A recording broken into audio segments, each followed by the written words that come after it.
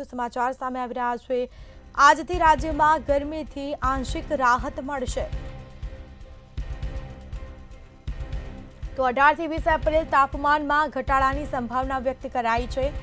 તાપમાનમાં 2 થી 3 ડિગ્રી ઘટાડો થાય તેવી શક્યતાઓ વ્યક્ત કરાઈ છે, જેમાં વેસ્ટર્ન ડિસ્ટર્બન્સના કારણે ઠંડા પવનો પણ ફૂંકાઈ શકે છે।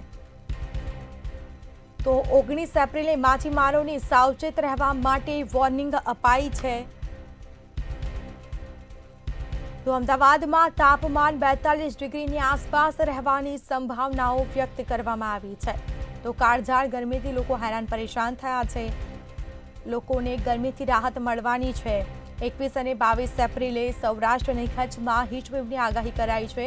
સંવાદદાતા સુમન ઠાકોર લાઈવ જોડાઈ ચૂક્યા છે। જી સુમન, આજથી લોકોને ગરમીથી રાહત મળવાની છે વેસ્ટર્ન ડિસ્ટર્બન્સના કારણે, શું વિગત? જે ચોક્કસપણે સ્મિતા કહી શકાય કે હવામાન વિભાગ દ્વારા જે આગાહી આપવામાં આવી હતી તેને લઈને ગરમીમાં ઘટાડો છે તે જોવા મળશે।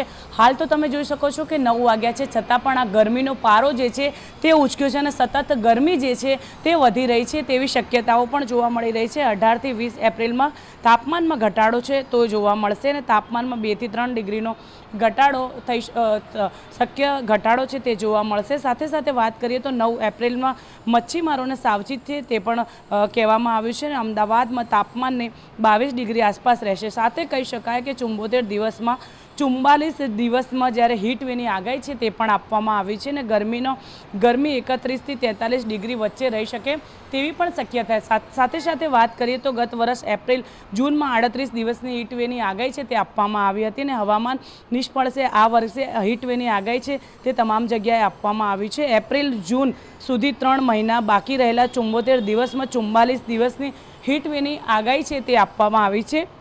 સાથે કહી શકાય કે એપ્રિલ 17 દિવસે 30 દિવસની આગાહી છે તે નોંધાઈ છે, જ્યારે હજુ 12 દિવસ હીટવેવ રહેશે તેવું જોવા મળી રહ્યું છે અને હાલ તો કહી શકાય કે 26 દિવસ આ જૂન ગરમીનો પારો જે છે તે ઉચકશે અને હાલ તો હવામાન વિભાગ દ્વારા જે આગાહી આપવામાં આવી છે તેને લઈને કહી શકાય કે ગરમીમાં 2 થી 3 દિવસ ઘટાડો છે તે જોવા મળશે અને 2 થી 3 ડિગ્રી ઘટાડો છે તે જોવા મળી રહ્યો છે। હવામાન વિભાગ દ્વારા જે આગાહી આપવામાં આવી છે તેને લઈને હાલ તો ગરમીમાં ઘટાડો જોવા મળી રહ્યો છે અને ગરમીથી બચવા માટે લોકોએ ઠંડા પાણી છે, છાશ છે, લીંબુ શરબત છે, જ્યુસ છે તેવું તો પીવું જોઈએ અને ન કામ હોય તો બહાર નીકળવાનું પણ ટાળવું જોઈએ। જી હા, બિલકુલથી આભાર આપનો।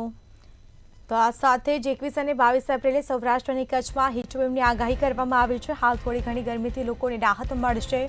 તો કાળઝાળ ગરમીથી લોકો હેરાન પરેશાન થયા છે। ઘણા દિવસોથી તાપમાનનો પારો છે તે ઉચકાયો છે અને ગરમીથી પરસેવે લોકો રેબઝેબ થયા છે। ગરમીથી થોડી ઘણી રાહત મળવાની છે। 19 એપ્રિલે માછીમારોને સાવચેત રહેવા માટે પણ ખાસ સૂચનો અપાયા છે। તો આજથી રાજ્યમાં ગરમીમાં આંશિક રાહત મળશે।